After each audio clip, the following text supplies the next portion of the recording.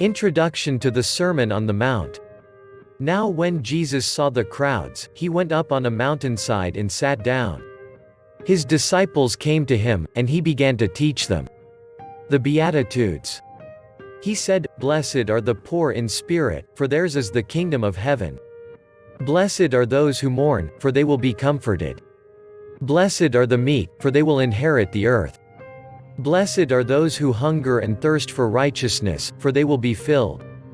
Blessed are the merciful, for they will be shown mercy. Blessed are the pure in heart, for they will see God.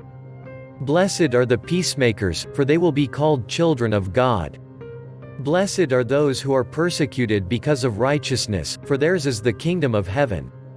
Blessed are you when people insult you, persecute you and falsely say all kinds of evil against you because of me.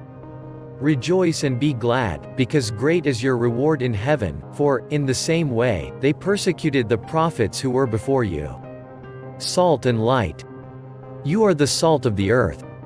But if the salt loses its saltiness, how can it be made salty again? It is no longer good for anything, except to be thrown out and trampled underfoot.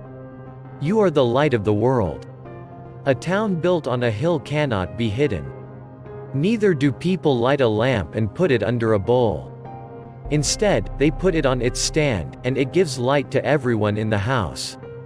In the same way, let your light shine before others, that they may see your good deeds and glorify your Father in heaven." The fulfillment of the law. Do not think that I have come to abolish the law or the prophets. I have not come to abolish them but to fulfill them. For truly I tell you, until heaven and earth disappear, not the smallest letter, not the least stroke of a pen, will by any means disappear from the law until everything is accomplished. Therefore anyone who sets aside one of the least of these commands, and teaches others accordingly will be called least in the kingdom of heaven, but whoever practices and teaches these commands, will be called great in the kingdom of heaven. For I tell you that unless your righteousness surpasses that of the Pharisees and the teachers of the law, you will certainly not enter the kingdom of heaven. Murder. You have heard that it was said to the people long ago, "You shall not murder, and anyone who murders will be subject to judgment." But I tell you that anyone who is angry with a brother or sister will be subject to judgment. Again, anyone who says to a brother or sister, "Raca," is answerable to the court.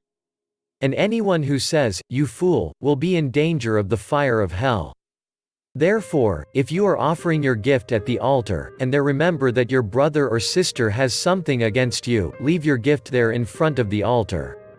First, go and be reconciled to them, then come and offer your gift. Settle matters quickly with your adversary who is taking you to court.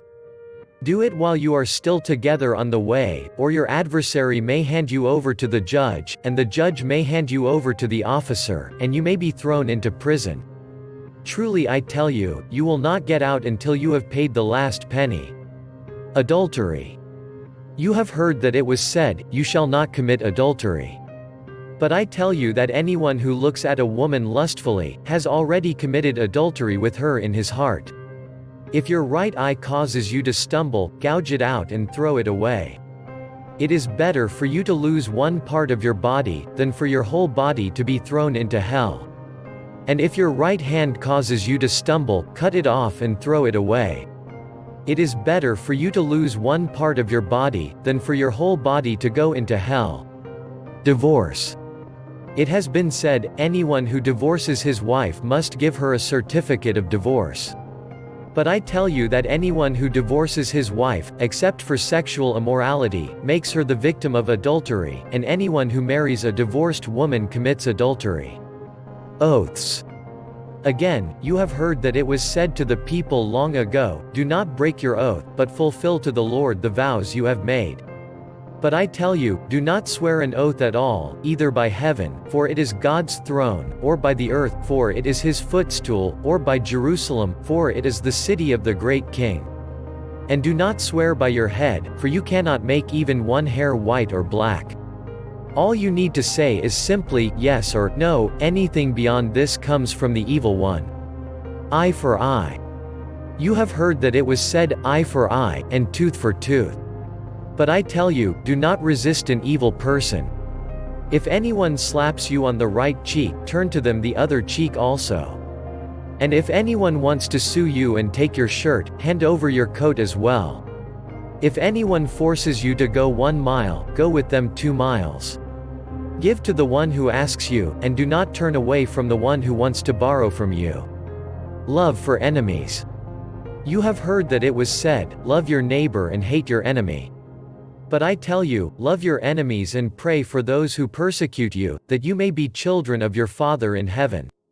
He causes his sun to rise on the evil and the good, and sends rain on the righteous and the unrighteous. If you love those who love you, what reward will you get? Are not even the tax collectors doing that? And if you greet only your own people, what are you doing more than others? Do not even pagans do that? Be perfect, therefore, as your heavenly Father is perfect.